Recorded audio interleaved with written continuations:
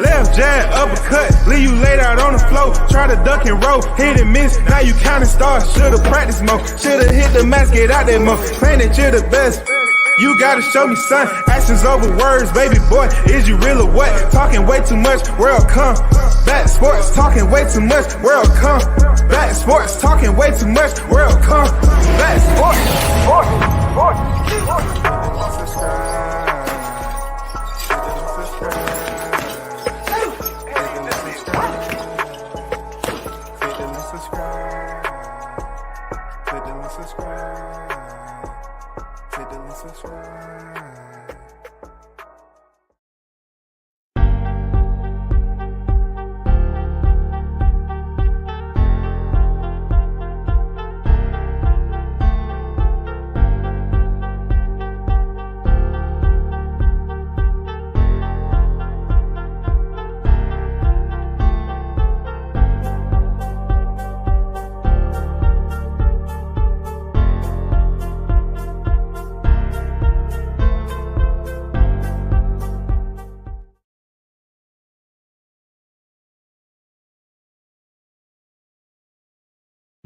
Good morning.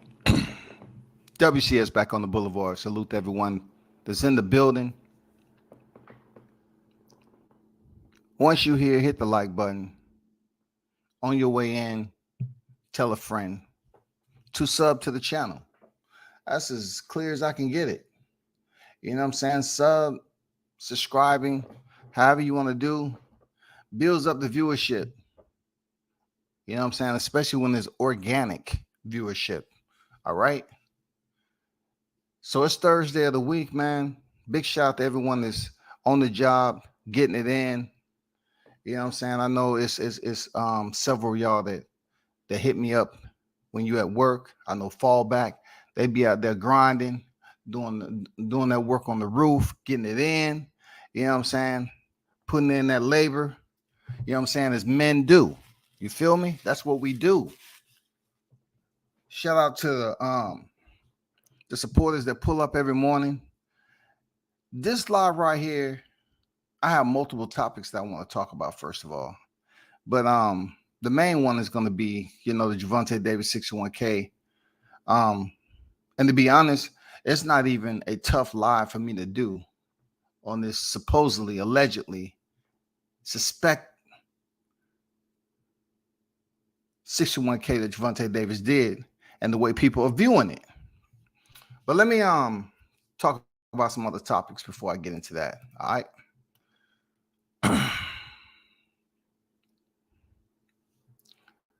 I want to talk about the potential fight between Inoue and Cool Boy Steph being in Japan.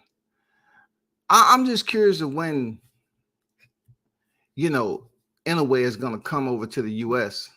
since he's moving up and get out of Japan and, just come over here and get this energy in the U.S. on a consistent basis. This is a big fight. He's moving up. You feel me? He's moving up from bantamweight, former undisputed 118-pound world champion, moving up to face Cool Boy Steph, who is the currently super bantamweight unified world champion. And the fight is going to be in Japan. Now, my reasoning is that I believe it's going to be over there in Japan. I love Japan. You know what I'm saying? Shout out to them. Ohio gozaimasu. I like Japan. I don't know if it's the money situation as to why Cool Boy Steph is going over there, but he's not even really the topic. You know what I'm saying? This is a big fight for him because he's stepping in there with a three-weight champion, undisputed champion. You know what I'm saying? So it's a big name for him. So really, just because Inoue is moving up to a new division doesn't make him any less than the A side. Plus, they may be giving Cool Boy Steph some nice money over there, for him to step over and take this fight in Japan. But I'm curious to see how Inoue does with CBS, man. Seriously, it's been big talk behind this guy and everything for quite some time. He's winning them, and he had the fights with Angelo Leo, the Brandon Figueroas. You know, he had the big fights. Josh Greer back in the day when they was coming up. I mean, he's proven he's legit, man. He's a contender. He's set up here and proved to the people that he's a world champion status fighter. We just looking to see what he does moving forward. So he's stepping there with Inoue. I'm just curious to know when Inoue is going to consistently come over here and fight in the U.S. and, you know, let us see him over here. But I ain't mad at him, man. You know what I'm saying? I'll just put that out there. I ain't mad at him. Fight where you fight. Make the money you make. And he may be on to something that we don't really pay attention to. I know Floyd goes over to Japan all the time and picks up the bag. So CBS might have got that same invitation and took him up on their offer. So that's why he over there. So I heard Derrick James mention. Well, let me get to the Teofimo situation first. Teofimo Lopez, right, had pretty much, you know, he stayed on his grizzy. You know what I'm saying? Teofimo is pretty much putting it out there about Regis Prograis. You know how he really don't want to fight and he's trying to hold on to his titles. You know what I'm saying? His new title that he has right now, he don't want to fight. And some people was asking me how I feel about it because they know I rock with Teofimo Lopez. You know what I'm saying? It's no secret. But when it comes down to Regis Prograis, that Teo, I don't think Regis is hiding behind anything. Real talk. That's one guy who I can sit up here and say I don't think he's hiding behind anything. Seriously, I don't think he's scared of anything. I definitely don't think he's afraid to step in there and pretty much fight you. The reason why I'm saying this is that this man has been in there with Josh Taylor. And a lot of people's looking at that fight as going either way. So he's not, you know, we're talking about the Josh Taylor that was undisputed at 140, right? So being that you are moving up a weight class and you had 2 fights already, Regis Prograis doesn't give me the vibes. He never will. Rugaru, you know, he ain't scared to step in there with you, bro. I have to keep that shit a thou wow. You know, that's just me. I have to keep the thou wow tail. I understand, you know, trash talking is what it is, but Teo was out here 18-1, 13 knockouts. And you know, he pretty much let it be known sometime when he get on social media behind the mic. He said a lot of these fighters, especially in this era and after the COVID times, he's talking reckless in this scene because to him, he had a mandatory in Jose Ramirez, and that was a 65-35% cut, right? Said Teofimo Lopez on social media, talking about the WBC light welterweight champion Regis Prograis. Regis Prograis gets 65% of it, and Jose Ramirez get 35%. Ramirez opted out. He didn't want to take it because you're probably going to lose $600,000 to $750,000 worth going into that fight. So Regis responded on social media as he always do. He said, dude, just be talking in circles. Fight me and I'll show you how comfortable I am. It really don't have to do with someone's being comfortable. Like I said before, I repeat, we're always speaking on boxing being a business, but when business comes into the play, it's always a dispute about what numbers some fighter is taking. Is business a part of boxing or not? So if we understand that business is a part of this sport, this system, then why are we constantly agitated and disgruntled when your favorite fighter is talking about this number and that number? Someone have to does the negotiation. So what if Regis wanted to go in there 65-35? It's called negotiations, man. It goes on to say, see, I'm not that kind. I just take fights. Do you know what I mean? That's just what I am. I'm here for the glory. The same thing I had to do, I had to take. I took basically 1.2 million off when I fought for Seal Lomachenko. He was arguably the best fighter, pound for pound, great at that time. I could have made with that fight. I should have gotten 2.5 million for the fight. They didn't give me that. So they gave me a minimum, which was 1.2. And that after the fight was going up against someone like that for all the belts. It's all about the glory. I mean, from my side. So I think Regis is kind of comfortable. He feels like no one is going to want to take that chance. Fighters that are the top 10 or the top 5 because they want to get paid more. But you got to understand, you still got to make your stripes. So Teofimo Lopez is saying, you know, you still got to make your stripes there, Regis Prograis. You still got to build it. You still got to make that. What is the principle of all this? At least for me, when I saw Jerry Cooney fight George Foreman and all these other great champions, it was all about the glory. You want to become world champion, the top of the world. So yeah, I'm shaking my head because this guy Prograis is just getting comfortable because he feels like no one is going to want to fight him. So he's going to fight someone that is going to be volunteering to face someone probably in the top 15, someone that people probably don't even know. I think he's getting real comfortable, and that's why he's calling out Ryan Garcia, myself, and all that, because he thinks in myself that no one is going to want to take the 35% cut. Said Teofimo Lopez about the theory about why Prograis called him and Ryan Garcia out. This drama never stops, people.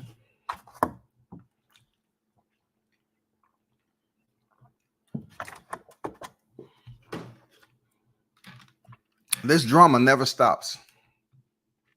Real talk. I would like to see that fight between Regis Prograis and Teofimo Lopez, no doubt about it. I like to see that fight. Why? Because anybody who know me is that, you know, fighters that I support heavy, I want to see them go in there and fight the best. That's why I support them. I don't sit up here and rock with a fighter who's looking for the easiest way out, and they're not trying to challenge themselves at all. You know what I'm saying? They ain't trying to challenge themselves at all. I mean, I don't know how that works for some people, but for me, I'm not trying to find this fighter and say, well, you know, when it comes down to it, I want him to fight and build up his record. No, we have enough of that going on in the format of boxing.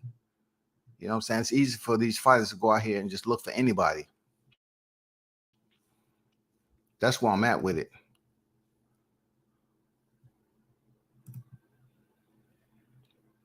Andrew Charles first in the building, man. What's good, Andrew? WCS salute to you. LAB, what's good with it? On deck, Bruce Gas, Boxing Jazz, and more the OG. Salute to you, Bruce. What's good? So I would definitely like to say Teofimo Lopez, right? And Regis Prograis fight sometime in the future. As far as Regis being comfortable, I don't agree with that because Rougarou is a dog, you know. He doesn't have a bigger name than Teofimo Lopez, truth be told. He just don't. I mean, he's a very basic when it comes to notoriety, popularity. He's just basic when it comes to the fans. I mean, he doesn't do too much of anything to even expound on that, to increase it, to make it even that much more illuminated in the vision of the boxing fans. He don't do that, but he can fight. Regis can fight, no doubt about it. And I think him fighting Teofimo Lopez rather than Ryan Garcia would do him pretty damn good justice, especially Teo. You know, both of these guys world champion status, and Regis has been campaigning at the 140-pound division for quite some time. So if that fight happens in the future, cool. If Teo is going to speak on it, well, you know, let the pen do the walking. You know what I'm saying? Let the ink dry, and let's see the fight, man, because people tune in for that shit. But you gotta understand, you coming in there with Teofimo Lopez that reaches. You coming in there with Teo. The man has, larger sponsorships than you do.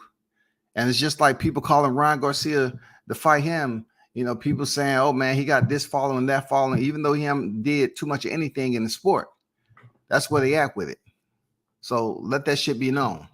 Moving on. Canelo Alvarez is supposed to be coming back, right?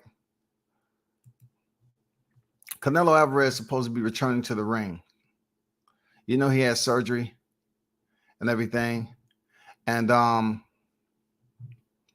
he's supposed to be coming back. And would you believe who he's fighting? You know what I'm saying? Would you believe who he's fighting? You know what I'm saying? This might be a little bit shocking to you or whatever. But he's supposed to be coming back in May.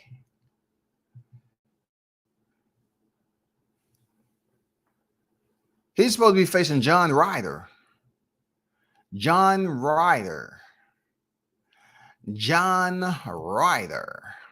So, if you're saying to yourself, goddamn, John Ryder, 32 victories in, 5 defeats, 18 knockouts. You know what I'm saying? His last loss was in November 2019 against Callum Smith. You know what I'm saying? He lost a unanimous decision. He has since went on to fight Mike Guy, Joseph Jerkel, Daniel Jacobs, Zach Parker. You know what I'm saying? And, the Zach Parker fight was November 2022. So if y'all was looking at that fight, just go up there and take a look at this fight that ended in the 5th round with him and Zach Parker. Now, my question is, are people going to give this the attention that it needs to be given with Zach, with John Ryder, rather? He's just coming off a fight with Zach Parker. It's Canelo, man. When Canelo steps in there, the only thing that's going to be really a point of interest is his alias, the Gorilla. You know what I'm saying? The Gorilla. That's John Ryder's freaking alias, the Gorilla. He's 34 years old, a British fighter, southpaw. He's going in there for his ultimate fight against Canelo Alvarez. You feel me? So I don't know how many of the fans, the boxing fans, are really gonna pay attention to this fight, because it's almost taking me back to the Julio Cesar Chavez Jr. fight. Like, did we actually think he had a chance, knowing that the Gennady fight was already signed?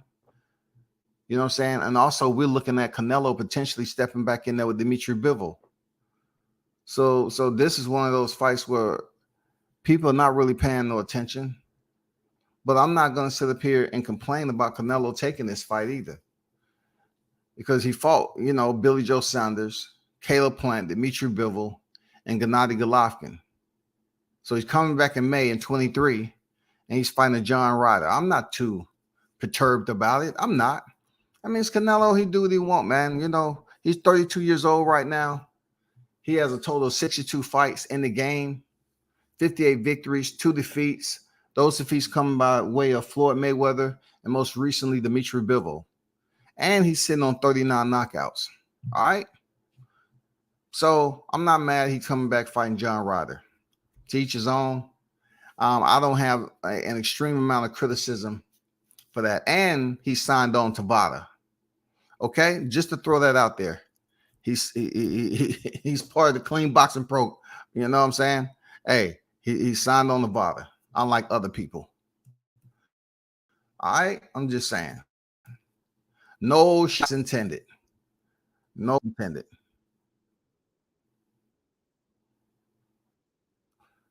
I don't know why that YouTube shit continues to just unmute itself. D-Ray on deck. What's good? Good morning, Coach. True Media Today, USA Boxing on deck. Salute to y'all. So let's get to the bigger task at hand about Gervonta Davis, man. It's been a lot said about Gervonta Davis not being a star. You know what I'm saying? Only doing this amount of numbers, only doing that amount of numbers, right? I mean, you always hear, you're gonna constantly hear about him, because he's one of those highlight reel prize fighters that people low key they want to see. They want to see the man fight. But Gervonta Davis, 28 victories, 0 defeats, and 26 knockouts, is undefeated. He's 28 years old, right? A southpaw sensation. He's coming off that victory January 2023 this year to open up the boxing calendar, stopping Hector Garcia in the 9th round.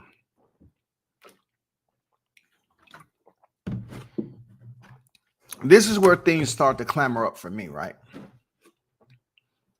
I'm just trying to find out how the system is going to work. Like, I mentioned this over and over again. Like, let's just say 60K to 100K or whatever the K. Okay? You know what I'm saying? 60 to 100K, whatever the K.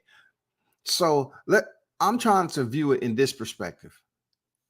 If we are understanding what is going on with the new wave of how people are looking at these fights, are they being genuinely honest and paying for these fights or not? You know what I'm saying? Are we really not understanding that for a fighter to be able to render solid numbers where people respect it? Let's just say he did 250K. Would the viewership respect it any more than the 61K? Because I think ultimately we still have individuals that want to criticize these new fighters based off the old model. We're done with the old model. There's no way. Let's just say it's one fighter that's doing that's averaging those numbers with certain fighters. They always like to mention and pin Canelo's name to the top of it. I get it, man. You can do what you want every time. Canelo. I get it. But we should be able to use 3 to 5 different references in a sport that's been around so long, but we can't do it. We can't do it. So my question is, since we understand that we cannot use 3 to 5 new age fighters that's currently competing actively and compare them to doing these type of numbers, I'm talking about throughout consistently. Let's just say some numbers around 350, 400K. If we cannot get these fighters to do those solid numbers, those hard numbers, then how can we criticize the up and coming fighters that's considered superstars in a system, a pay-per-view system that is pretty much contaminated? The system is contaminated because there's security parameters on there that's been breached. That breach allows for people to source streaming in an illegal manner in which depletes from the real true numbers. I'm saying the true numbers.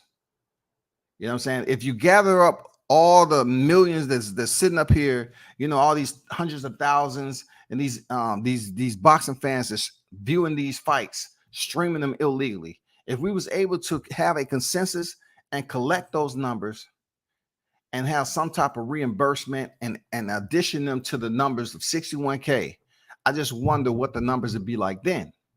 So let's give a assumption, right? An assumption that it comes up to like 200, 250K. I really don't look at it as if it will bring any more clarity to people respecting Gervonta Davis as a superstar right now. Because my biggest question to these content creators that's criticizing Deontay Wilder's and freaking Gervonta Davis's, my biggest question to you is, if you're going to criticize these fighters' numbers, I want to know your favorite fighter that is consistently doing numbers that satisfy what you're looking for. Which fighter can you bring up that's consistently fighting on pay-per-view and doing these solid numbers that you can use them as references to justify that it's possible? That's all, because I don't see or hear these content creators bringing in names to validate that Gervonta, Deontay, You know what I'm saying? They're not doing good at all, comparable to. I'm not hearing the comparable to. Everybody wants to sit up here and say, Canelo. Did you remember how many fights I told you Canelo had? So being he's been in the game for quite some time, he has way more fights than a lot of these fighters, right? I know Deontay is a little ways behind him, right? But what I'm saying is 3 to 5 fighters comparable to. Is there a graph, a scale, if you want to talk about math?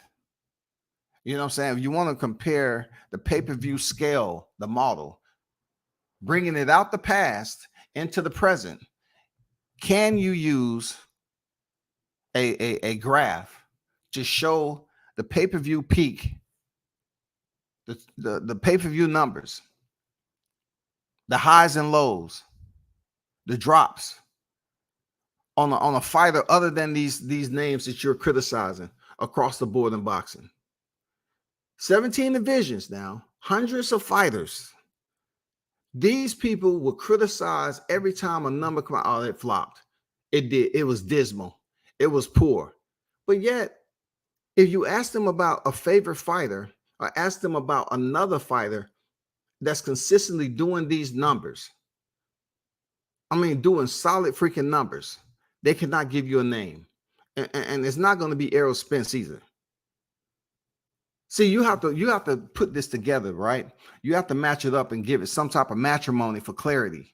If you're gonna bring up these numbers and you say 2 fighters are in the ring, you have to understand that, okay, on a Canelo, leave him out of this because Canelo, it doesn't mean he can go there and fight an Abner Yildirim and he's going to do 600, 700K. So you gotta have the matrimony. The understanding that we're marrying up these fighters because it takes 2 to step in the ring and fight one another. So comparing once again the 2 names. Who are those 2 names? We have the primary name Gervonta Davis, and who is he fighting? All right. At this point in time, the way I look at it, Gervonta Davis kind of has that magnet type attraction that he can step in the ring with someone that's okay, that's considered an okay fighter, and still bring the people to see him fight because he has that dynamic and he has knockout power, and people want to see what it is with him. People are curious. When I say he's a superstar, he is absolutely a superstar because people want to come to the arena and see this guy fight. The pay-per-view model from back in the day to now, the numbers are always going to be cloudy. It depends on where the fight is being held. You know what I'm saying? The consistency. I don't really get into numbers. I'm going to be honest with you. The consistency of how fighters with pretty decent names have fought there in the past, what type of boxing demographic that place have. Now, of course, we're not talking about Vegas. All right? I'm just highlighting Tank Davis, the way he moves around. Tank Davis stops in different places and does solid numbers. But it just seems like all the numbers that he does, even if it's the gate or the pay-per-view, people are acting like it's easy for them to chew it up and spit it out. He's not doing this. He ain't doing that. He ain't doing this. He ain't that. Bro, he's a pay-per-view star, whether you like it or not. If you cannot put Tank in the conversation with at least 4 other fighters who's doing consistently bigger numbers on the scale that you're comparing Tank as to being deficient in, then we don't have no topic of the conversation. There's no debate here. There's nothing that we can talk about because that just simply isn't happening if we understand that the fight fans and the viewers are now streaming illegally. The numbers are going to plummet. They're going to be in the tank. They're going to be in the tank, bro. It just seems like it's like breathing. It's like using and done as sins now. Every time a fighter that's on pay-per-view, And it's not many. It's not many that's on pay-per-view now. Fighters that's on pay-per-view, they get criticized for being on pay-per-view.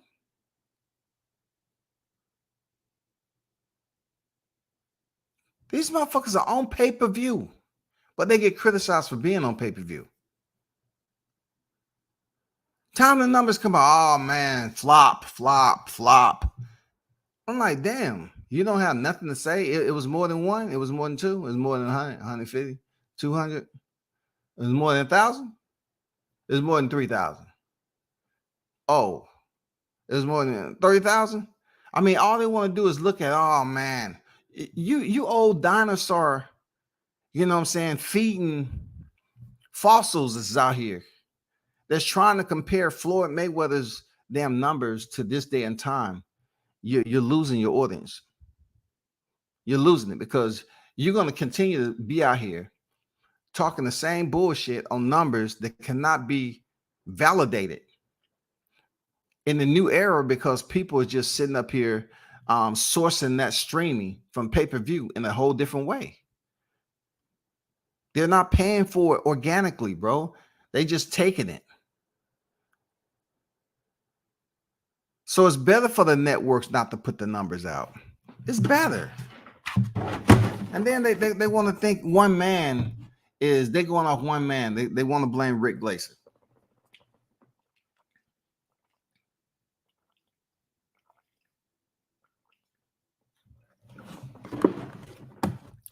Let me ask you this. If you don't like Rick Glaser as a person and you don't believe shit he's saying, right?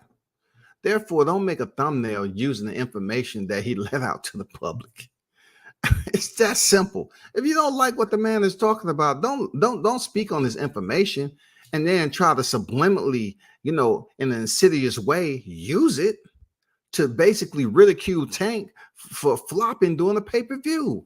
You're very contradicting. It doesn't make any sense to WCS, and I'm pretty sure a lot of other people don't make sense either. You want to say the guy ain't this, and this, and that, but yet you're using his information on the thumbnail to basically devalue Tank's pay-per-view numbers. You're basically trying to say if it was dismal, it flopped. Oh man, bizarre numbers. Tank didn't do well. Oh my God, breaking. Wow. But you're going off the information off a person that you don't like or don't trust, don't believe. So you're taking all that and then you turn around and then you use it against Tank to say, well, this is the numbers that oh man, you flopped. You ain't shit. You ain't no prize fighter. You ain't doing that on pay-per-view. Which one is it going to be, bro? Which one is it going to be? Because y'all saying that Rick Glaser don't like PBC. He don't have nothing good to say about it. But some of these other sources, Rick used the same sources they use. So the numbers are coming from somewhere that's valid. It's just when it comes to the YTC, they don't want to look at what's valid and invalid. All they want to do is look at how they're going to push this damn bias-ass narrative. How they're going to square the corners on them wheels and make it as rough as it possible can, full of controversy, so people can tune in. And the first thing they're going to do is say, oh, 61K. Listen, you can't talk about 61K if you don't believe Rick. If Rick is where you got your source of information, you don't believe him. Why would you come out here and make a thumbnail and criticize Gervonta for these numbers when you don't even believe the source? It makes no fucking sense, bro. It makes no sense at all. That's where it becomes extremely fucked up. You know what I'm saying? They don't believe. They say, I don't believe shit Rick say, but they'll go out there and make a thumbnail talking about what Rick said. Oh, Gervonta did the 61K. That's oh my God, he's done. He ain't doing nothing. That's not going to stop the fight between him and Ryan Garcia. And after the Garcia fight, it's not going to stop him from fighting on pay-per-view again with some other fighter, some other top name fighter. It's not going to stop anything, bro. D-Ray on deck. What's good? Salute to you. Pizza at WCS to everyone in the chat. Peace to you, coach, man. Salute to you. Appreciate you pulling up as always. That's that's the way I view Tank Davis, man. Like, people was hitting me up in the DM because I said he was a pay-per-view star, but yet they cannot name you 5 to 10 fighters on pay-per-view that are doing consistent numbers that appease them. They can't do it. They'll sit up here and rally everybody for conflict. But yet when you get to the goddamn staging point and it's time to cross the battle lines, they don't have shit to fight the war with. They don't, bro. All they want to do is pick and choose these fighters that are standing out like Tank. You know, a fighter is standing out like Tank Davis, and they want to pick and choose, man. They want to criticize fighters like the Crawfords. You know, you can't really criticize Deontay Wilder, because now after all the heat that he received, the man went in there 3 times with one of the best heavyweights of this era. So they kind of lighten up on Deontay Wilder, but they did give him the same medicine that they was trying to give Tank, and that he only did 75K or whatever he did. And then when Crawford number came out, you know what I'm saying, for BLK, which had a lower price point, you know what I'm saying, a $39.99, they was just going out here grabbing any old source. I heard Fanon say he heard an MMA guy say it was 5K. See, how people supposed to take you serious? And then that's a guy who always want to act as if everything's educational and it deals with level of intelligence. But what happens when you use your intelligence to deter from the truth? You're manually deterring from the truth. If you're going to speak of a situation and you're still unsure, okay, use your best sense of judgment. Don't sit up here and blend in with all the mud and say, you know what, I'll clean it up later. But right now, I just want to give them the bias as narratives too. That's not using your intelligence. That's just basically proving what everybody can do in life. God blessed us with the sense to do what? Lie. Be dishonest. You know what I'm saying?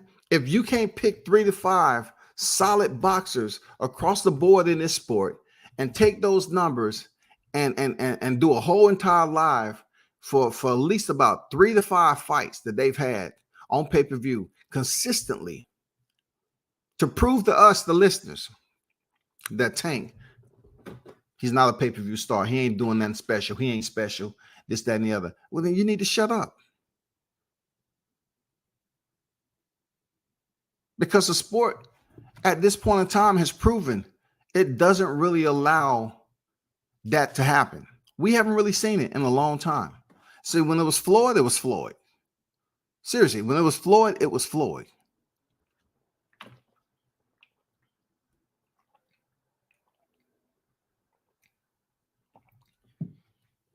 Floyd is done.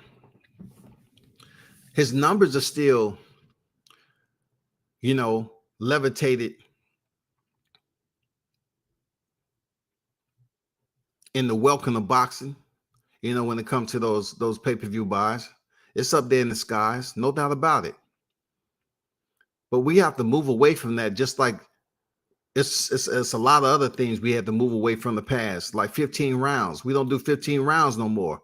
But just because we have a fight that went 12 rounds and people sit up here and say, well, you know what? If it would have been 15 rounds, so-and-so would have lost. You're not hearing that. So since we don't hear that shit, let's take it even a step further. Since we know it's impossible to register the numbers that Floyd put up there, right? Let's just take what the numbers are. If the numbers are less than 2,000, okay, then we have room for criticism, especially if this is supposed to be a fighter who's doing big things in the sport. Okay, we can take that. But if they doing more than that, if they up there in the thousands, you know what I'm talking about? If they in the thousands, if they ain't breaking 100,000, but yet the gate is good and the capacity was solid, I mean, we should give them their praise, man, and adulations, and say, okay, this is what we got to work with. Let's keep it moving. Y'all are not going to get nothing else out the sport. It's just not boxers able to slide into a position of a Ryan Garcia, to be in the position of Tank Davis where he started to compete on pay-per-view. And that's what people know him to be. Every time a Tank fight is coming up, he's on pay-per-view. Teofimo Lopez haven't even gotten in that position yet. Like we're trying to wait to see how he registers consistent numbers. Some of these young fighters, Devin Haney, same position. What happened to Lomachenko? Was Lomachenko ever a pay-per-view star? What are all these champions? Jamel Charlo, was he ever a pay-per-view star? Is Dmitry Bivol a pay-per-view star? Gennady Golovkin? Like, if I name you 10 of the biggest names in the sport and ask you, are they pay-per-view stars right here, right now, consistently, people won't be able to come up with motherfucking numbers. They're not going to do it, bro. So if we have an elite few that's up here fighting on pay-per-view, it's a mute conversation about who's doing what at pay-per-views. It's a mute, man. Unless these motherfuckers are having 2,000 tickets sold and they sold out the venue. It was only 2,000 tickets, dog. Stop. If they doing solid fucking numbers, man, at the venue, you need to leave them alone. What they waiting? Look, they waiting now, right? They waiting. Truth be told, they waiting for Adrien Broner to step in the ring with BOK Prime. See, I see what the play is like. Now it's Adrien Broner. They're still mad off the Crawford situation with David Avanesian. That's done. That's over. That's in the history books. That's registered, recorded. Now it's Adrien Broner having another replacement, than Ivan Redkach.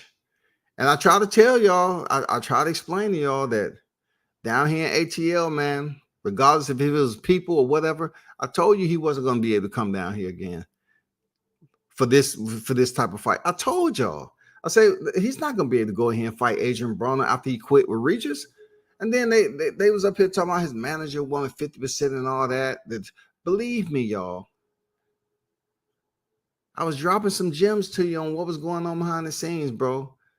He wasn't coming down here to the ATL after what he did last time. He wasn't coming down there. Now we have Hank Lundy that's stepping in there after he was on a freaking interview on Boxing Voice with an opponent he's supposed to be stepping in there with. That's fights off. Now he's coming in here and fighting Adrien Broner. I think he's sitting at 12 losses right now. Okay. I mean, hey, once again, a lot more people like Adrien Broner than Terrence Crawford. Whatever that genre of people is, right? I remember when Terrence Crawford was fighting Avanesian around this time when the opponent was announced. People was up here bickering, crying, pouting, throwing tantrums and shit, and just having outbursts like you wouldn't believe. These motherfuckers just got there having crazy ass outbursts. But Adrien Broner fighting Hank Lundy, he's making his rounds with the YTC. And I'm just not hearing that same negative energy. Like, this guy is a lesser opponent than David Avanesian. And I'm not comparing Adrien Broner to Crawford. Both of these guys are multi-division world champion. Adrien Broner has won more than Crawford at the end of the day. But I'm speaking about the material aspect. BLK Prime is still the one who's going to be hosting this fight. But Hank Lundy is making rounds on the YTC. And it's good to see the brother get some exposure. I'm pretty sure he's loving it. He's soaking it all in. But is he any better of an opponent than David Avanesian when y'all was damn blasting Crawford for fighting this guy? Like, I guess they're at a point right now where they just look at Adrien Broner. It's like, oh, man, Adrien cool. He's just trying to get back in the groove, man. I just want to see him back in the ring. This, that, and the other. All right, it's cool. And then, how many times did you see interviews with David Adrien.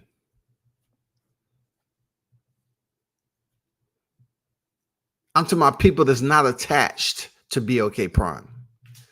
It wasn't too many people trying to interview the guy, but they want to interview Hank Lundy. And truth be told, I don't hear them asking him any tough questions. Now, that's outside of the boxing voice, but I don't hear them asking the tough questions. Like, you know what I'm saying? Him and AB has a history. They obviously seem like they have respect for him. It's good that the brothers get to share the ring together. But when it comes to the media, the YTC, they seem like they just treating this brother with the utmost, like he's a worthy opponent, and he has a dozen losses. And is he really going to go in there and give Adrien Broner clockwork?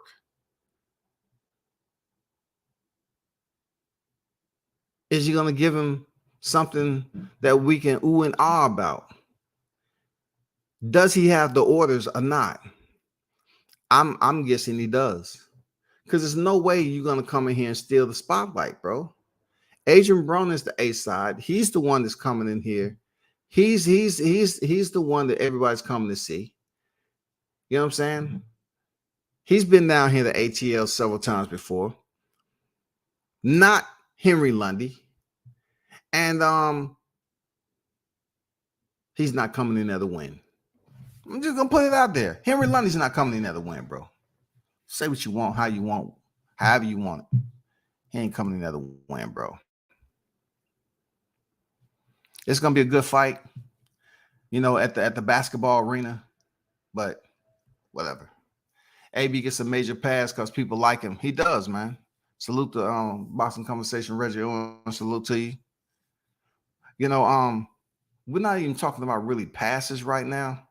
We're just talking about the reality of boxing, you know, with how they treat certain fighters, and especially black fighters. Like both of these, you know, both Terrence Crawford and Adrien Broner are multi-division world champions. But one receives a lot more criticism than the other. And I can tell you because they still link him up to Errol Spence. You know what I'm saying?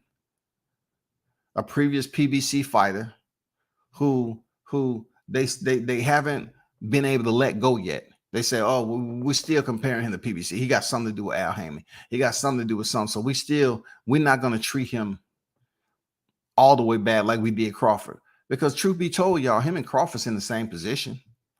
Isn't Adrien Broner released? Isn't he like supposedly this free agent? And he's with BOK Prime right now. He signed a multi-fight deal over BOK. So he's pretty much like Terrence Crawford, except Terrence didn't sign a multi-fight deal over BOK. But he's in the same position, right?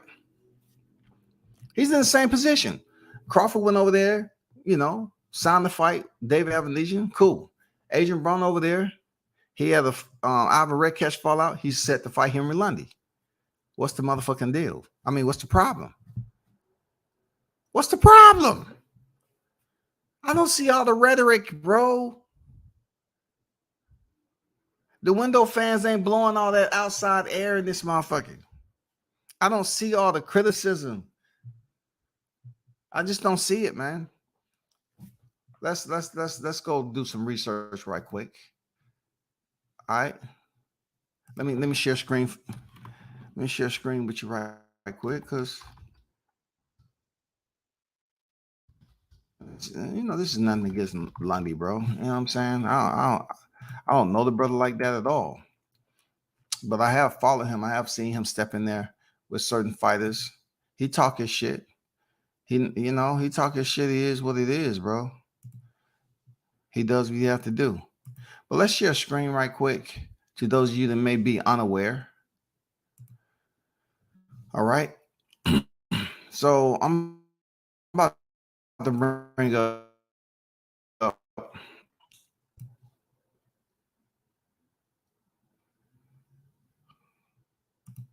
me take this thumbnail down.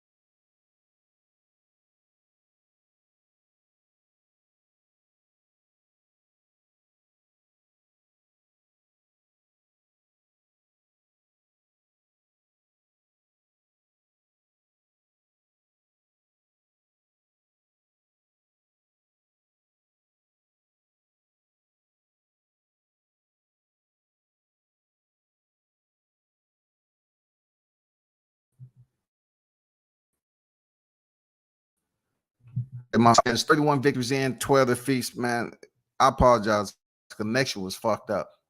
31 victories in, 12 defeats, 1 draw, 14 knockouts. All right. So with 44 fights. He has 44 fights. He has a very low percentage, which you it's not going to matter in this fight with Adrien Broner. I don't see, Henry Lundy getting stopped by Adrien Broner. But let's go down here to his record in a sense where he has fight one previously with Ernesto Mercado, but yet they're going to check that out, and he's going to have the BOK Prime fight with Adrien Broner, which I'm not sure how much money he's getting paid or whatever the case, but I'm pretty sure it should be more accommodating to him to get the BOK Prime with Adrien Broner, especially on the headliner. Well, losses. Bernard Bunch, that was in December 2022. He lost August 2022 to Alex Martin. He was stopped in the second round by Robbie Davis. You know what I'm saying? And then Jose Cepeda won a unanimous decision in 2021. That's 4 straight losses that he's had, y'all, heading into this fight with Adrien Broner. 4 straight losses. 4 straight losses. 4 straight losses. 4 straight losses. I'm just saying, like, you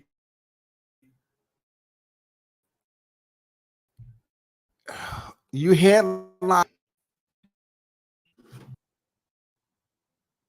The only thing that they have a vision on that he had a common opponent, Igis Kavalauskas, that Crawford had already stopped. So people was riding him off just for the simple fact of him being in the ring, first of all, across the square from Terrence Crawford. You know what I'm saying? Him being in the square from Terrence Crawford. And then him being stopped in the 6th round by Igis Kavalauskas. But I see people just making their round robin. This dude's coming off 4 straight losses, man.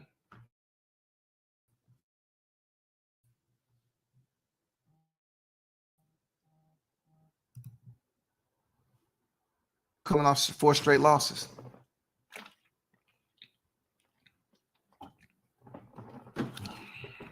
I don't know. I can't call it, bro. I just see him making his round robin, and people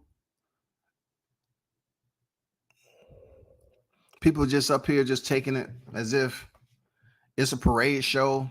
I don't get it how, no one wants to talk about, is he ready? Is he coming in here to win or whatever? Because I really look at this like, okay, this is in my backyard, but does this dude already?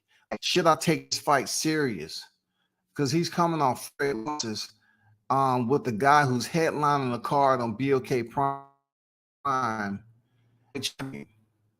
understand the sport of boxing. I understand shit happens like this. But I'm just saying, with the criticism that has been blowing around this motherfucker just like a dust storm, especially for Terrence Crawford fight, being that he was the first one to do this BOK Prime, right? But yet we have a last-minute replacement in Henry Lundy, who's coming off 4 straight losses, and the outcry is non-existent. They act like they're afraid to ask these brothers any questions about, hey, should we expect anything different than your last 4 fights? I know you're a tough dude. Henry Lundy's a tough dude. He's a tough dude, but he has 12 defeats.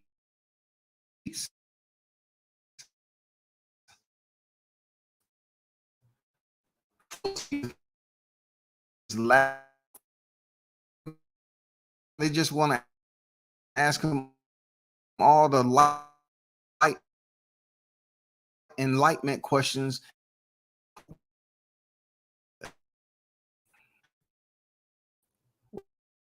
What's good with you?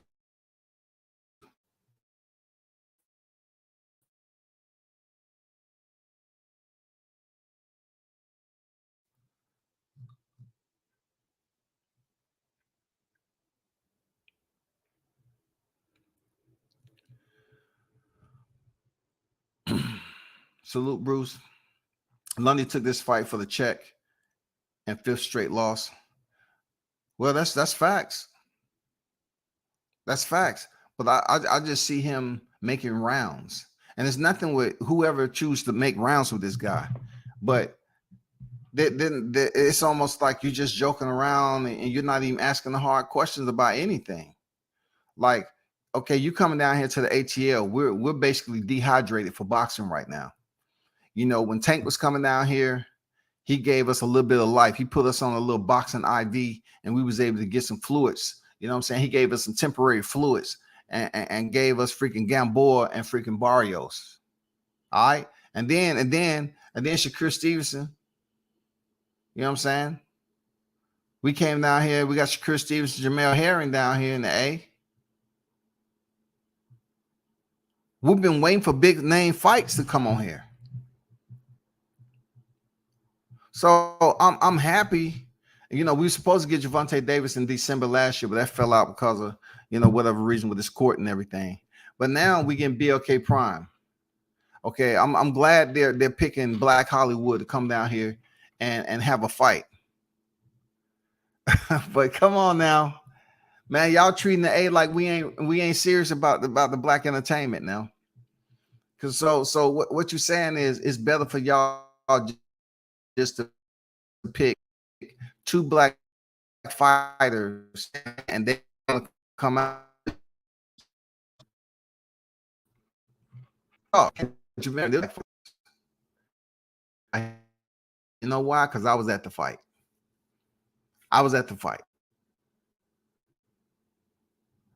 Y'all. People always want to talk about numbers. This fight is going to do okay. It should do okay. But look, we're dehydrated when it comes to the sport of boxing.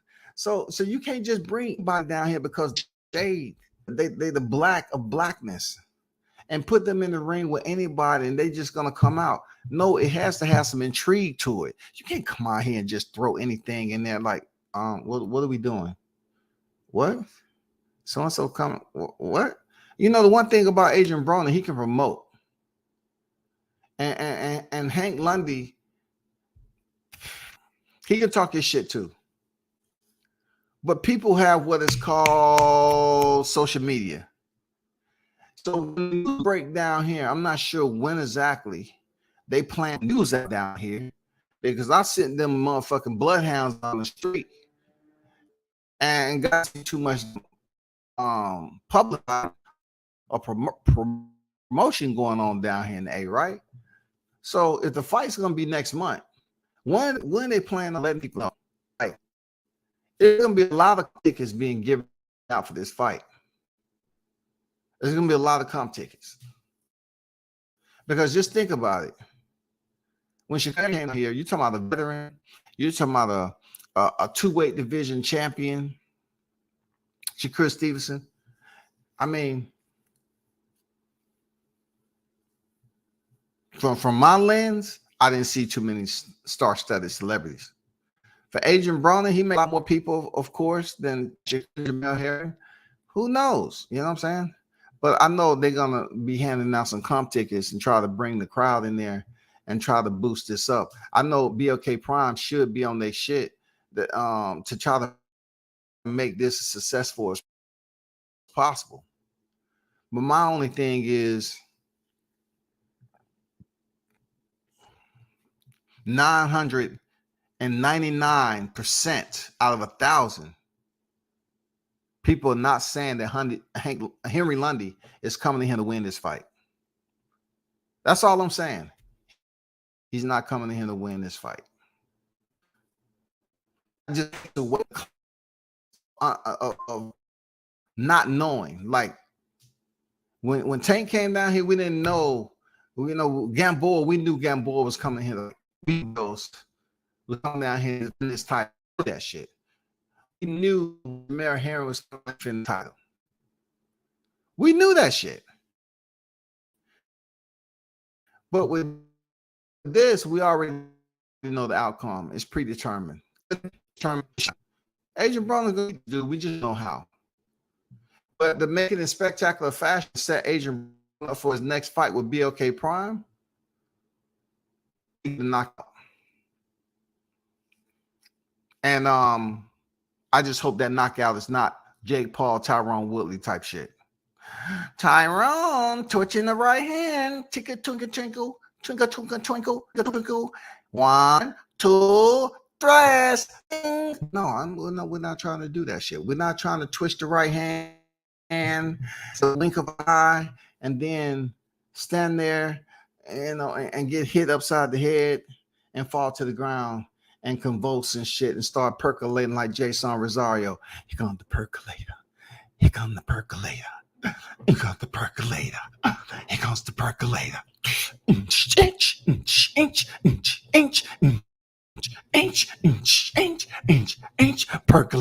Percolate. No, we're not doing that, people. We're not clowning like that down here in the A. We're not doing it, dog. All I'm saying is, why y'all treating us like we crack babies down here when it comes to boxing, man? Y'all just riding through this motherfucker, goddamn throwing syringes out the window. Go ahead, use that shit. It got a little bit left in it. Go ahead, man. Use that shit, man. It's a little bit left in there, man. Come on, man. Don't even try to trip, man. You know we good, man. We solid, man. Just take this little boxing match, man, and be satisfied. We even in your city, man. I know this Black Hollywood, but it ain't Black Boxing Wood, Nick. Man, we give you what you want to get, man. You don't have too many matches down here. We're gonna give you AB, man. We're gonna give you BLK, Black Prime. This Black Hollywood, right? Man, we gotta do better, dog. I ain't gonna lie. We gotta do better down here in the A when it comes to boxing. But to each his own, bro. That's the only thing I have to say. The man has 4 straight losses. That's what it is. I don't see him coming in here to challenge Adrien Broner to the death. You know what I'm saying? To try to get that win, life and limb. I don't see it happen. But I don't have nothing personal against either one of the fighters. I'm just speaking on the fight. I just don't see if it's going to be worthy of the stars coming out and supporting this fight. I don't see it. I mean, to be honest, as a person in general, as a boxing head, you know, right?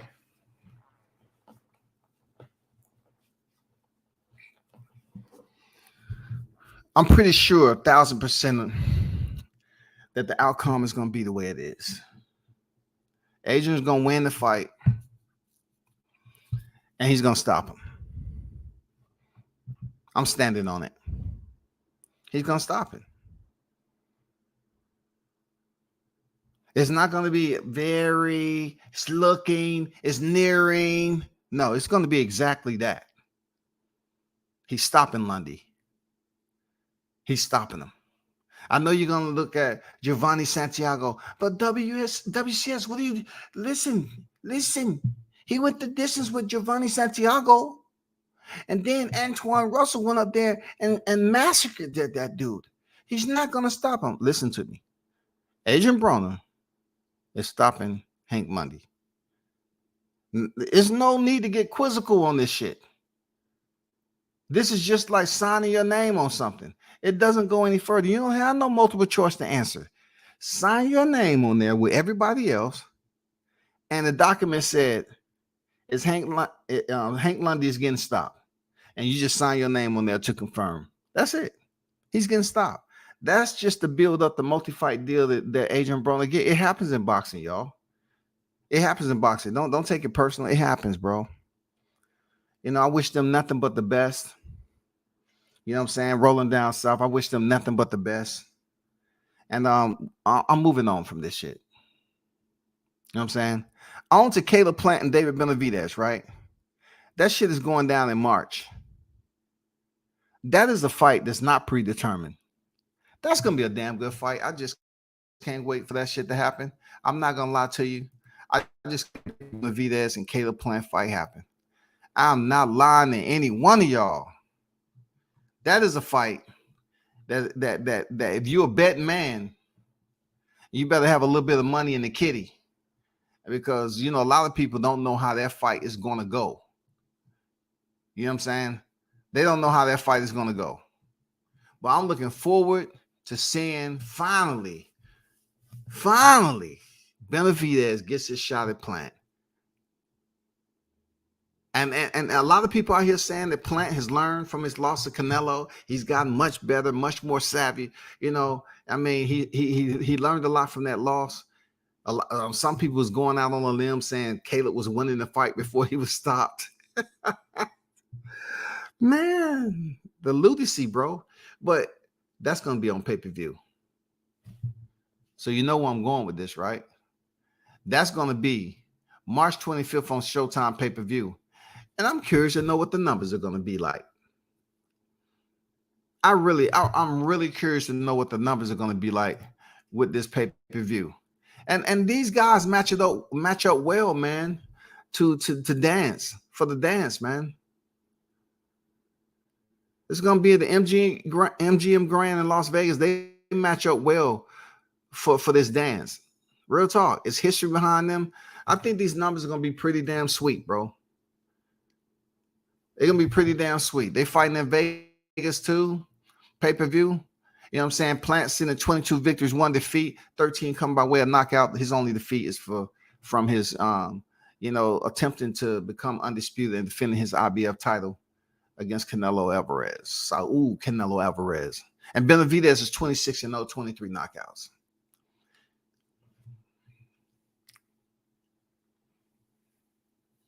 You know, Benavidez is now with Breadman. You know what I'm saying? That's his new trainer. I like this fight, man. You know what I'm saying? I like this fight. You know what I'm saying? I like this fight a whole lot because Caleb has told me to my face, man. I still remember that vividly. Told me to my face that Benavidez was the easiest in the division.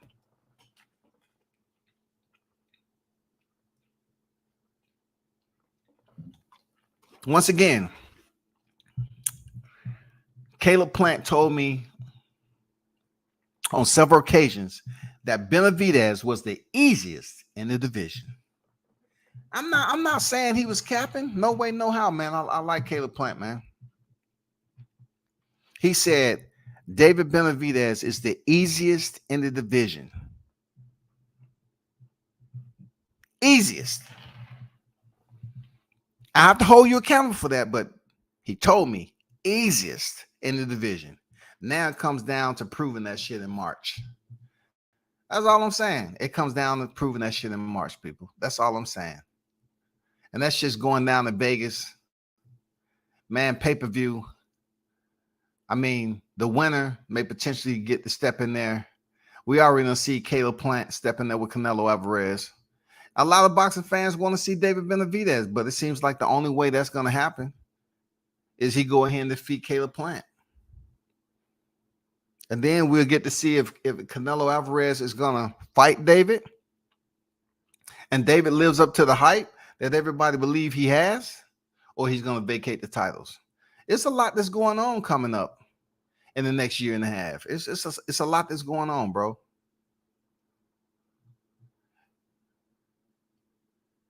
But this is long awaited, y'all.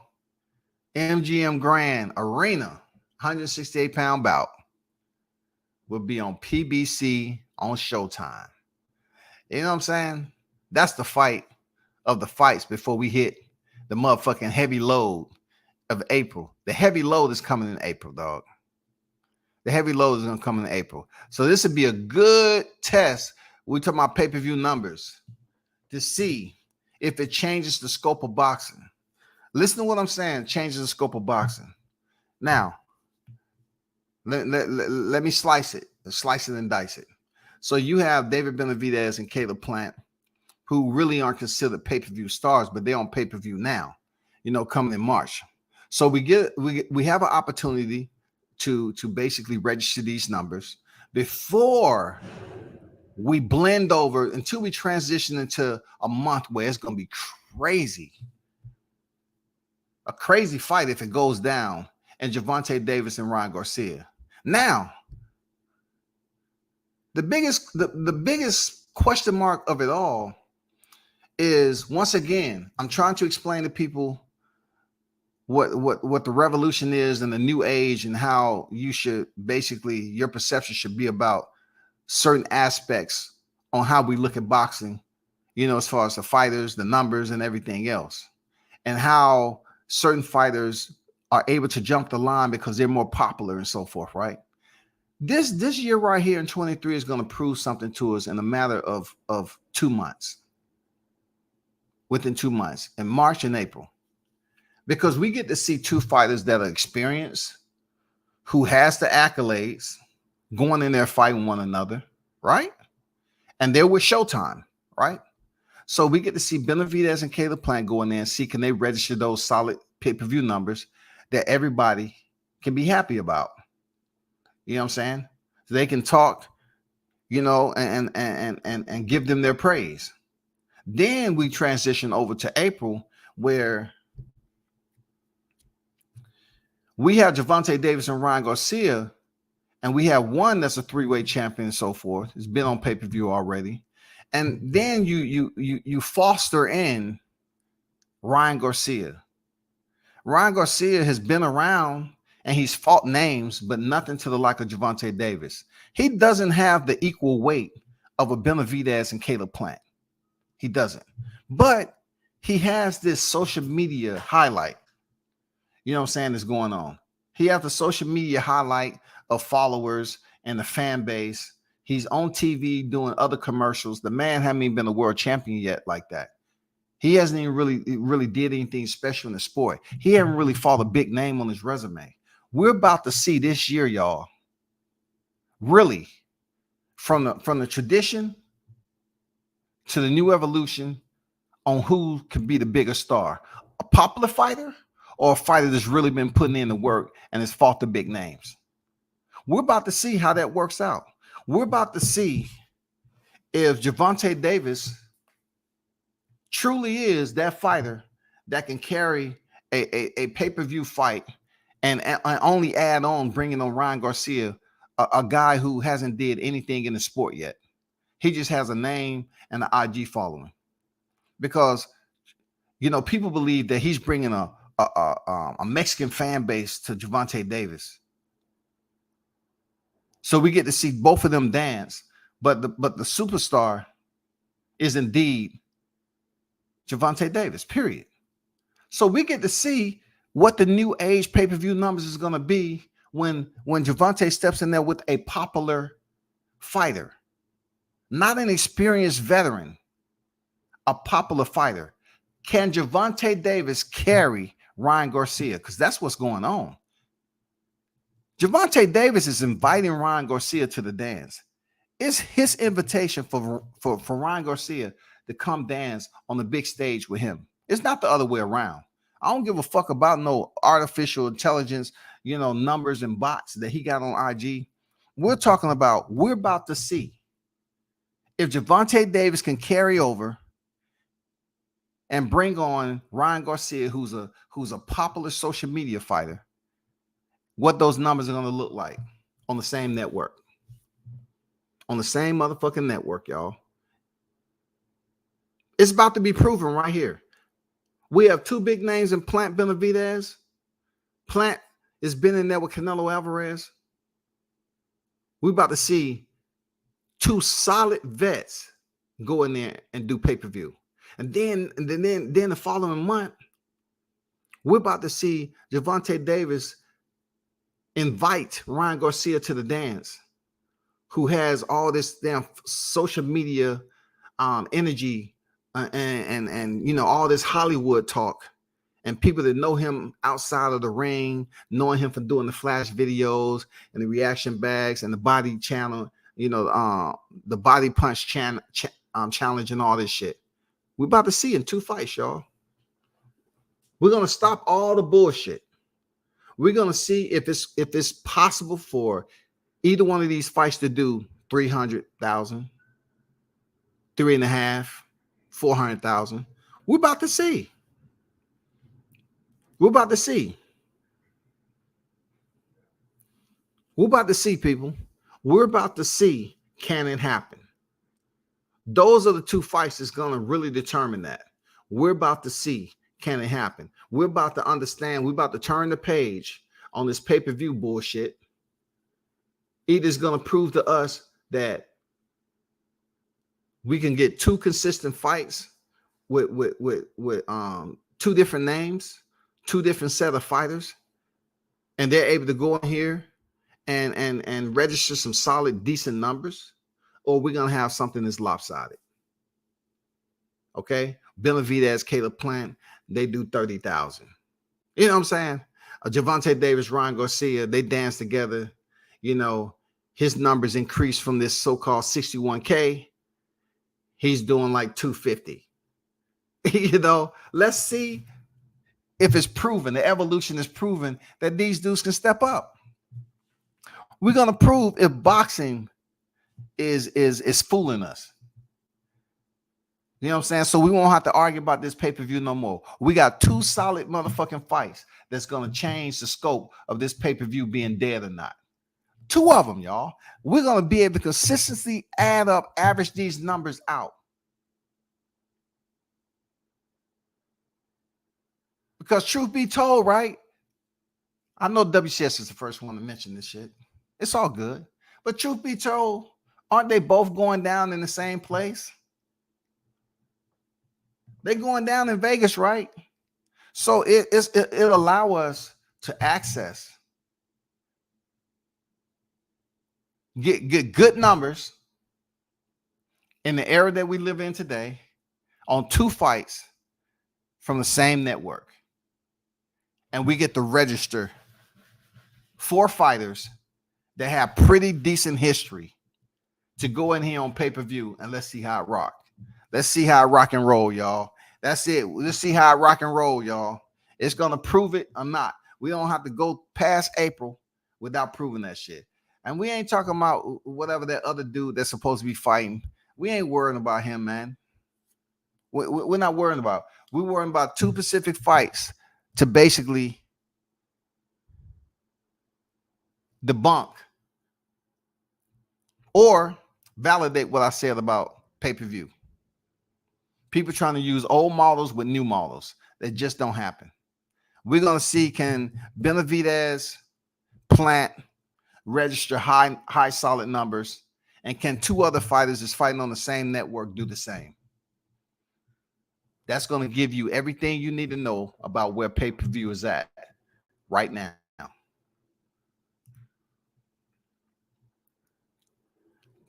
Champ Ross, what's good? On deck with it. That's going to be a nice matchup. Planet Benavidez. Lion Ryan will be doing all the pay-per-view heavy lifting like Mikey did to Spence. That's Cap. Tank is not a superstar. He's a popular fighter. Superstars are international household names. He's neither.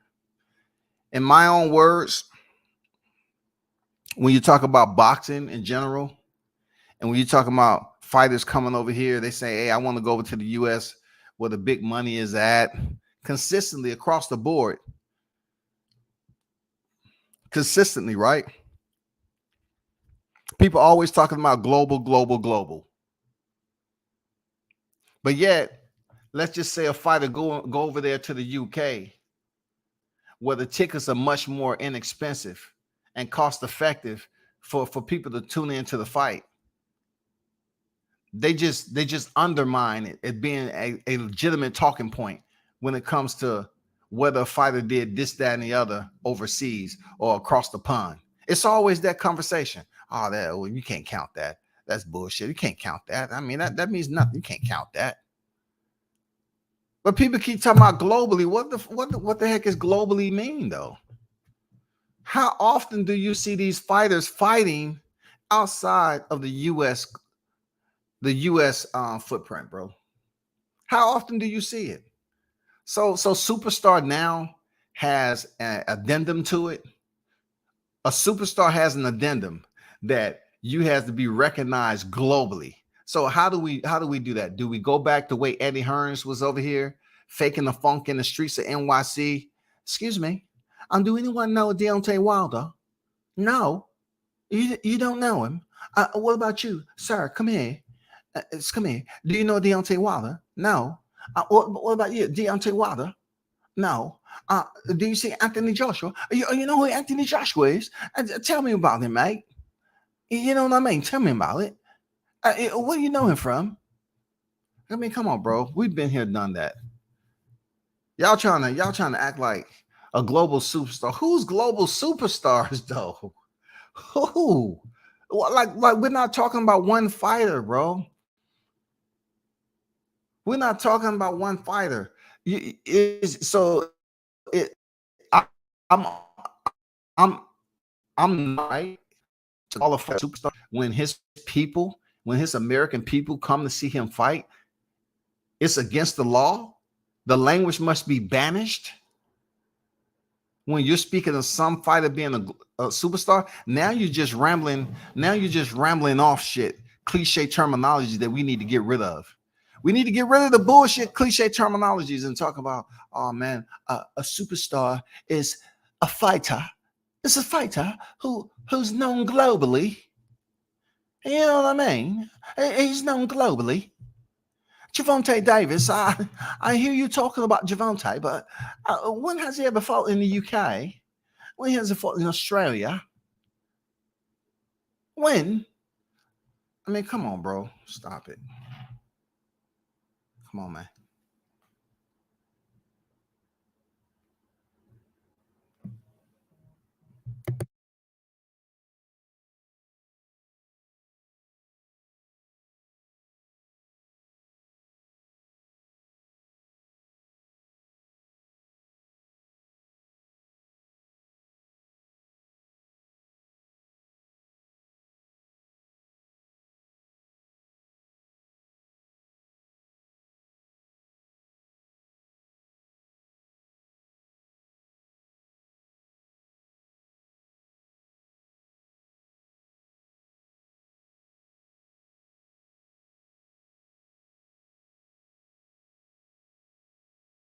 I appreciate that, Blunts. Appreciate that. That's good shit. I'll probably play. Blunts just sent me some screen records of them talking about the numbers, you know, and how people are trying to refute Glazer's numbers, and you know this is going down in the boxing voice. But let me get the rest of these chats.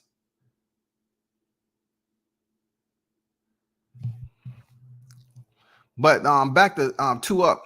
When you say what a fighter isn't, and you're not fighting in the ring, it's almost like that interview with Adrien Broner, you know what I'm saying, had with Joe, what's his name, Joe Tessitore or something like that. When he said four divisions really doesn't mean anything at the end of the day. And then Adrian's like, I don't know about you, but have you ever fought in the ring and won one championship? Then if that's the case, if you haven't did it, then I don't know how you can say four divisions don't mean anything. I mean, you can't say that the Tank is not. Tank is not. You know what I'm saying? How can you say that? Big Blunt say Ness from IB just killed Espinosa. I gotta send you the clip. I hit you on Instagram. Why do pay-per-view numbers matter so much? Let's get back to the best fighting the best, and not who sells more. Boxing is the WWE. Well, peep this up. This is the only thing I'm trying to say. I don't mind, you know, the info. You dropping info. You talking about boxing. I'm just replying to what you're saying. When you have a pay-per-view scale, and we already know what that scale consists of, and fighters go in there and fight, and numbers come back, knowing that those numbers are going to be very much unclear. There's no way for us to get solid confirmed numbers because of everything that takes place in life when it comes to this technology shit. So we can't sit up here, like I said earlier in my live, and criticize fighters for when a number comes out to the airwaves. Now, we already know superstar, the label superstar have different variables to it. You can't say Tank ain't a superstar when people pack out the arena to come see it. Isn't that part of boxing? If you look around at the fight that just went down with FA and Brian Shaw, right? Big Shot Shaw. If you would pay attention to the camera panning the area, you would have seen a lot of empty seats in that arena. So no one really went into watching that fight and saying, I want to see if FA a superstar. I want to see a Big Shot Shaw a superstar. No, they was there to look at the fight. They was there to look at the freaking fight, man. That's all they was there to do, is look at the fight. Now, if you go back to when Gervonta Davis fought Hector Garcia and you looked around, motherfucking shit was packed. Then the numbers come out saying what he did at the gate and how many seat allocations there was. We just can't sit up here and just cancel it and shut it down. But let's get to these videos, the Big Bunsen Boxing, served up. You know what I'm saying? These what is called audio entrees. You know what I'm saying? Because everything deals with audio this day, audio visual. So let's take a peek and listen in. This is the boxing voice talking about these numbers that I was speaking about earlier. Let me put Gervonta back up there, man. Let me put the champ back up on the screen, man. You know what I'm saying? So let's listen to the first one. Matchmaker actually said that Ray Jackson was closer to the number than what Rick Glacier was. So, that'll tell you how nonsense this Rick Glacier is. But you just answered your own question. You saying he's a matchmaker for PBC, so why would he say something bad? You see how I'm unbiased? I'm here defending Tank and the lie of the 61,000, but I'm also not going with sources that belong to Tank.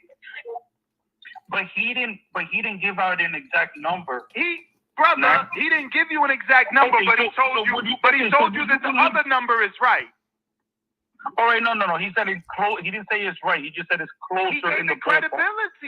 He gave it credibility, which means he's going with that number, brother. And that's okay.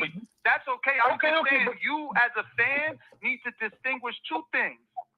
Ron Katz is a matchmaker for PBC, so why would he say PBC? He failed. And Espinoza is an exec that acts like a promoter, so why you still believe in him? When have you seen? I'm gonna tell you why you shouldn't believe him. Because when have you seen Ross Greenberg get in the middle of fights telling you it was Pacquiao fought for or Floyd Mayweather for? He never did. He kept his fucking mouth shut and created 24/7. When you seen Lou, who was in the same position as Espinoza over at HBO before he became a promoter, he was the executive of HBO Sports. When the fuck you seen him take a side and tell you, no, it's Crawford or it's Earl or it's this fighter or it's that fighter? Espinoza is out here capping for the people he worked for. Don't forget how he got that job. Do you know the story? Yes. Okay. He told the story. Yes, okay. So now, if I give you a fucking I'm asking a question. If I give you a goddamn job where you making $350,000 or more a year, are you gonna show me some loyalty, or you gonna be a dummy to get fired?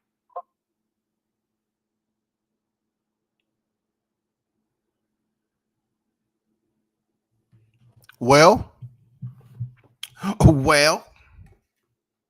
Ness, salute to that last question, because that goes on a lot in this boxing game and on this YTC.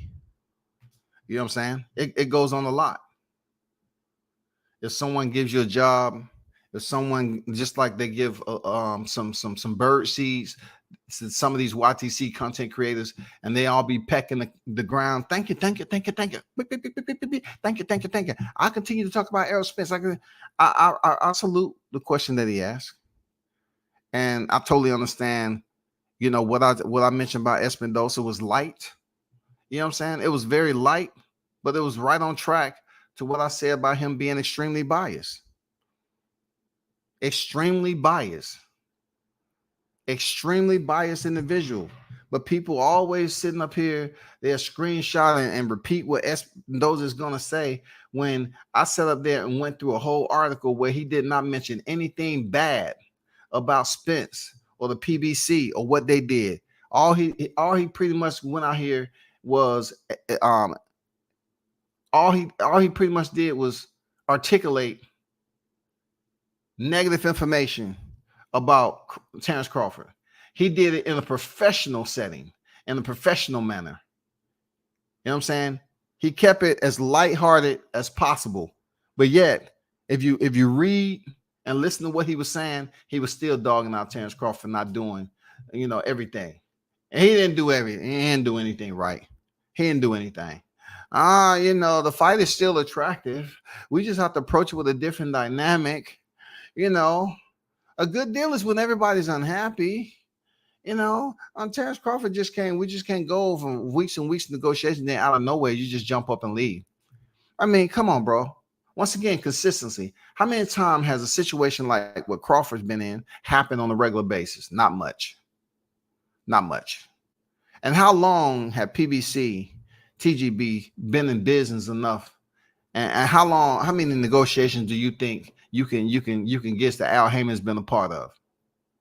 How many negotiations? And who was Al Heyman with before all this started taking place? Who was he with? Who was Al Heyman with, man? Let's go back in history. Who was he with? You know what I'm saying? So we're going to continue to have these argy-bargy, type atmospheres where they're going to be debates with these numbers. I just gave you 2 instances that's going to prove and clean the slate on this pay-per-view shit. We got Caleb Plant, David Benavidez. I know people's out here, they'll listen to me and talk about, how my channel, the size of it, but then I hear somebody else repeat my shit. Just like I heard LAB repeat my shit about Gennady Golovkin. Then nobody mentioned that shit but me. But I appreciate Hot Rod, scooping up my information. You know what I'm saying? I appreciate you, brother. I appreciate you. I appreciate you listening. But cite me, brother. Just cite me, bro. Just give me a little bit of credit. But this upcoming fight in March and April, it's gonna prove a lot of shit. It's gonna prove this pay-per-view shit. It's gonna prove if we can have 2 consistent names that close together, do solid numbers on pay-per-view. I'm talking about 2 solid fights, y'all. 2 solid fights. One can be bigger than the other. We just don't know who that is because they both have star power. Caleb Plant has been in there with Canelo Alvarez. Even him being stopped, he's coming off the momentum with Anthony Durrell. And then, of course, David Benavidez has been waiting for this opportunity to go in there and make this shit pop. It's a history. Boom. Both of these damn matchups have star power. Gervonta's coming off motherfucking stoppage or Hector Garcia. It don't matter if he's a champion 130. The man came in there, man. They thought Hector has a chance. They thought he had a chance, bro. But the whole point I'm making is Gervonta has his own starlight. Ryan Garcia has his own starlight. Obviously, the scales of notoriety aren't the same. I don't know who to give it to. Who's balancing heavier? Ryan Garcia on his 9 million followers or Gervonta Davis based off his boxing popularity, his culture, you know what I'm saying? Being known in the culture, you know what I'm saying? Being a knockout artist. Who is bigger? They should match up and blend together well for this fight when it comes to the pay-per-view numbers, y'all. I'm saying I just can't wait. It's gonna tell a lot about the history of this pay-per-view being dead or not. Real talk. It's gonna be because these motherfuckers don't break 100K. Come on, man. If one do more than the other, it's gonna tell a lot, bro. It's gonna tell a lot. Don't say I didn't tell you. But March and April is going to tell a lot about the pay-per-view structure, and we're going to dead this shit. We're going to dead this shit, y'all. It's over. March or April, both of these fights happen, it's going to dead it. Because both of these fights are happening in the same motherfucking location, same network. We're going to see what's popping. We don't have to talk about this shit no more. We ain't going to talk about what's taboo and all this other bullshit. We're going to dead this shit March and April. And we're going to see what the pay-per-view scene is looking like with 2 solid fights. Two different travels, two different age groups, sort of, kind of, whatever. You know what I'm saying? We're gonna see, bro. It's so much to digest in both of these fights. You know what I'm saying? Because Caleb Plant and a lot of people, you know, he held the belt at super middleweight, and he attempted to defend against Canelo. And then you go to Gervonta, multi-division and everything else, knockout artist. But Ryan Garcia hasn't really did anything close to Gervonta Davis accolades. Are they able to come in here and have higher pay-per-view numbers than the actual vets themselves, Benavidez and Caleb Plant? Can they pull it off? Because both Plant and Benavidez has the work order. They have the motherfucking work order. Gervonta Davis and Garcia? No. Gervonta does, but not Ryan Garcia. But it's going to be very interesting if Garcia and Davis gets higher pay-per-view numbers than Caleb Plant and David Benavidez. That's going to be very, very interesting. That's going to be very interesting. Now, I'm not talking about one or two pay-per-views more. I'm talking about, is it possible for them to gap either one of the fights, the other? Are they going to be right along the same lines? Are we going to be able to get some true numbers? You know, like real talk. I'm not talking about the raw confirmed. I'm talking about just some true numbers. Like, we getting decent numbers that we can talk about for both fights. Or are they going to try to say, okay, let's fuck with them again with the hocus pocus shit? You know, Benavidez and Plant did a cool 380K, and Gervonta Davis, you know, because they steadily trying to get him to be the cash cow. Gervonta Davis and Ryan Garcia did 700K. You know what I'm saying? Is it going to be some wild, crazy shit like that, bro?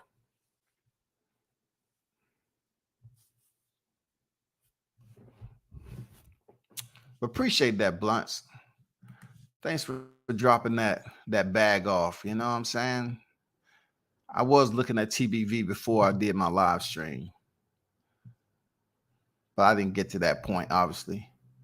What if boxing was like the WWE? They put most of their shit on regular TV, and the exclusive shit goes on pay-per-view, like WrestleMania, SummerSlam, shit like that. Well, you have to understand, once again, what does WWE has that boxing doesn't have? An organization. That's what WWE is. World Wrestling Entertainment. World Wrestling Entertainment. It is an organization which has a precedent. So they're able to do certain things, like have their SummerSlams and WrestleMania and all that on the pay-per-view status, and just put everything else on regular TV. You know what I'm saying? It's a very solid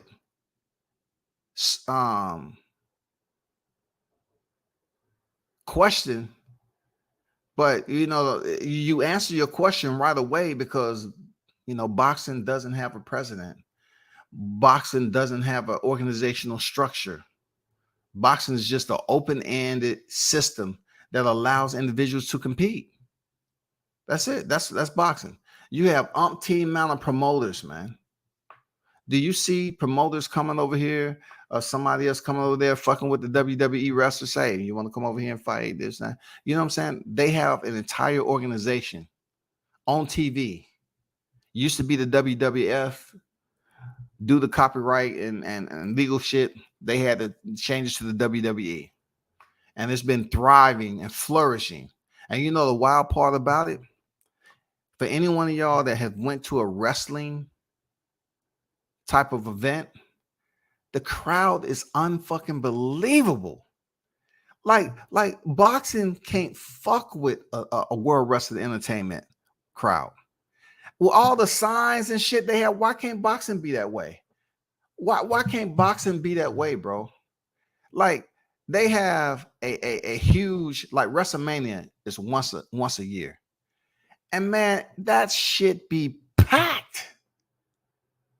You know why boxing can't have that? Because you have different promoters.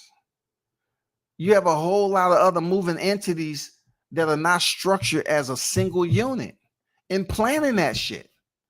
It will always be like that, man. Damn good question, though. It will always be like that, dog. Shaw Ajagba did 427K on ESPN and peaked like 455. Devin Haney doing 1 million on ESPN plus. Showtime would have put them numbers out if them numbers were popping. Hey, they put the numbers out when Teo fought Vasyl Lomachenko. They did very well on free TV. But guess what?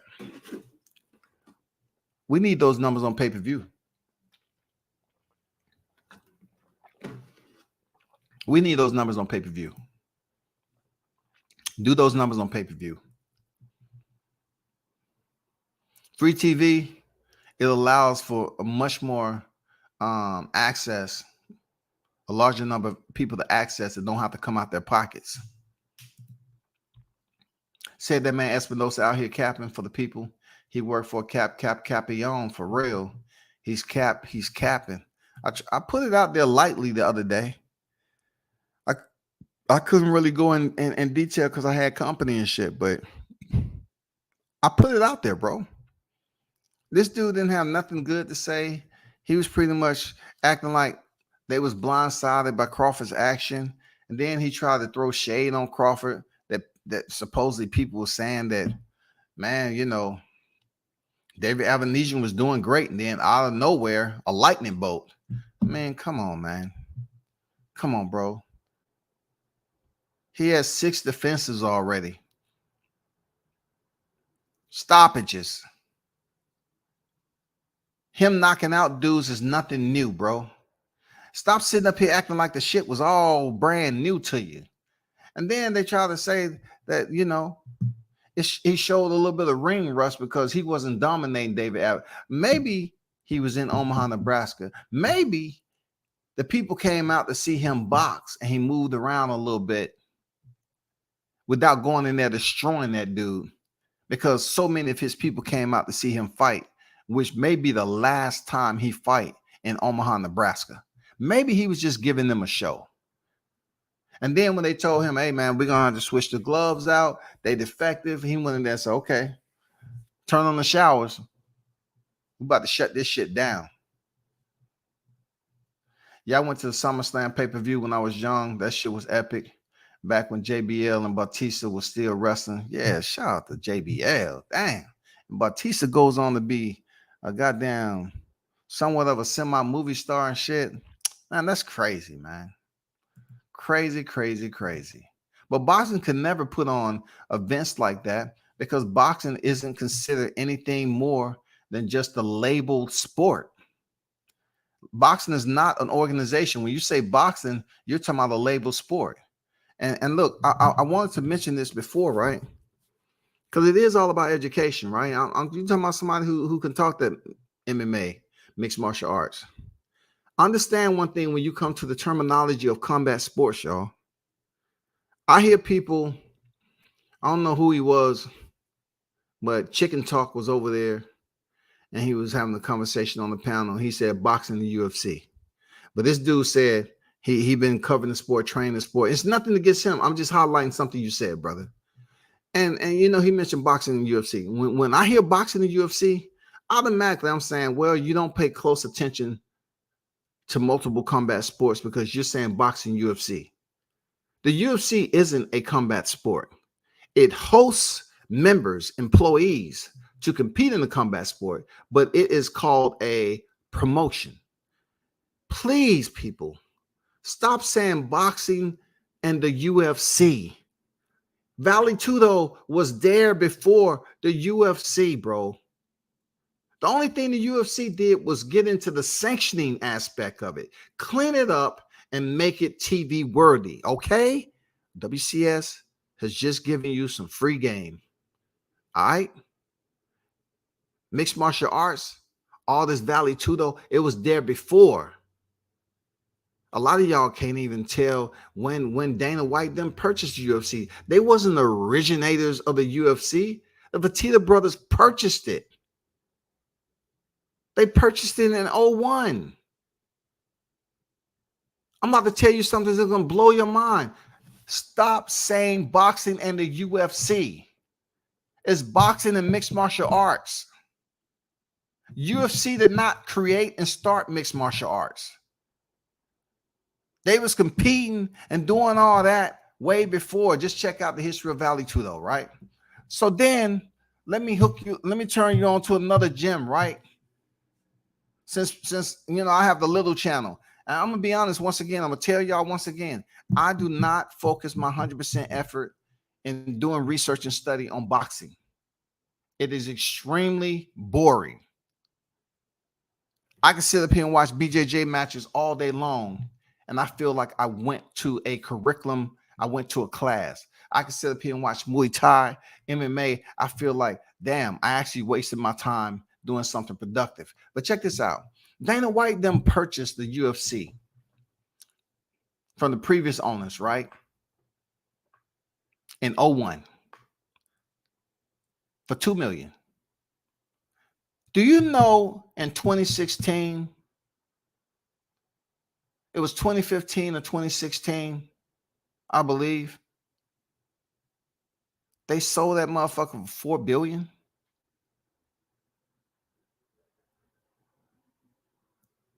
They purchased that shit for $2 million in 01. And around 2015, I believe, 2015, 2016. It might have been 2015. They sold the UFC for $4 billion. They just kept certain individuals in place, right? Okay. Moving past that, like I said before, the UFC sanctioned. They was able to sanction because it used to just be what they call barbaric, and it was no holds barred. When that shit actually started to take place, when the UFC actually hit the mainstream, it was freaking open-ended tournaments, and the weight classes was non-existent, and it wasn't too many rules that was in there. You know.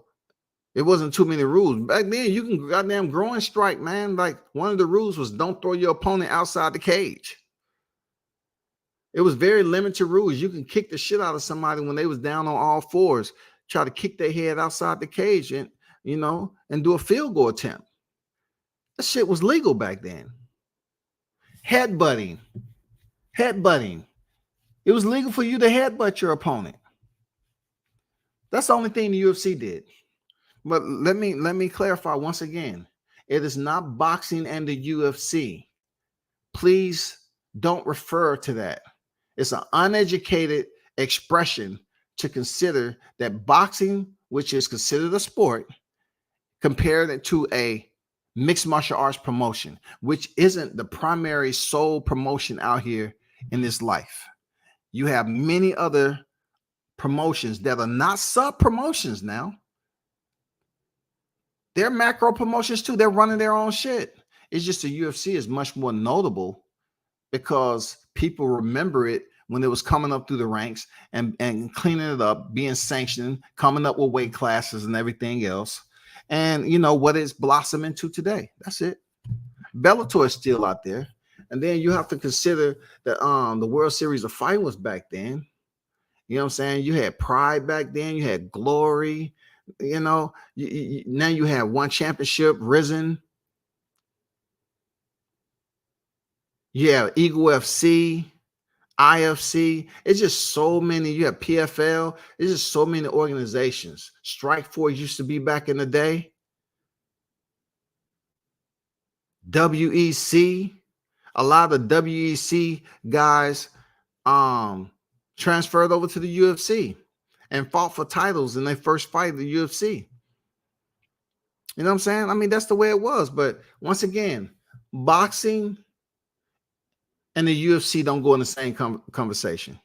It's boxing and mixed martial arts. Once again, boxing and mixed martial arts.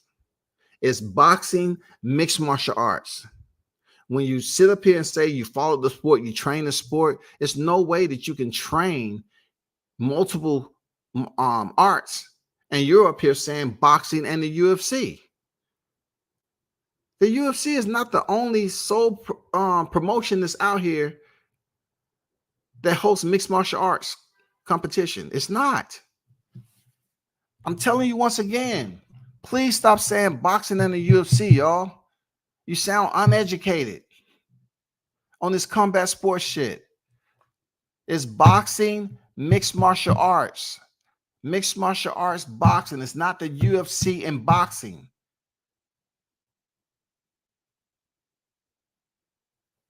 I just thought I'd get that clarification out there. I think, hearing people talk about how much they rock with boxing, maybe you should stop rocking with boxing so hard and learn something else so you can understand the language. Boxing, mixed martial arts. Boxing, mixed martial arts, okay? You heard it here. Hit it on the playback. It's going to be some overlapping, repetitive freaking pronunciations. Boxing, mixed martial arts, okay? It's not boxing and UFC. It's boxing, mixed martial arts. That's as supererogatory as I can put it, y'all. But it's been a pleasure, man. Appreciate y'all pulling up and supporting the channel. You know what I'm saying? Appreciate y'all. I should be back on a little later. Enjoy your Thursday and everything like that. And we're going to continue to see how this numbers game play out with Gervonta. But I already put it out there for those of you that didn't hear me.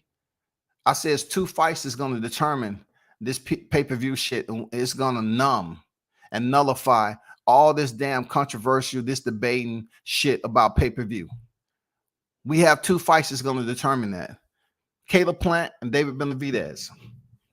Everything lines up with the location, the timeline of the fights, and the names that's in the fights. We're going to see once and for all. We're going to get these answers that we're looking for. All right? Y'all hold that shit down. Turn up and tune in to World Combat Sports. I'm out.